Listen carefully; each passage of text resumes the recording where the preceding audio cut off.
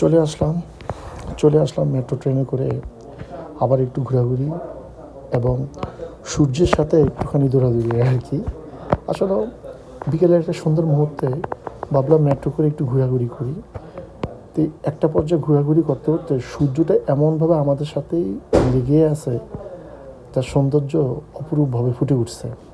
তাই তাই সুন্দর মুহূর্তটা সবার সাথে শেয়ার করলাম এই আর কি। আসলে মাঝে মাঝে একটু ঘুরতে বের হই, তাই আর কি। তাই সুন্দর মুহূর্তটাকে ধারণ করার জন্য এবং সূর্যটা আমাদের সাথে লুকোচুরি করছে, এটা একটু সুন্দর মুহূর্তটা সবার সামনে উপস্থাপন করলাম। যাতে ভালো লাগে শেয়ার করবেন, লাইক করবেন এই আর কি।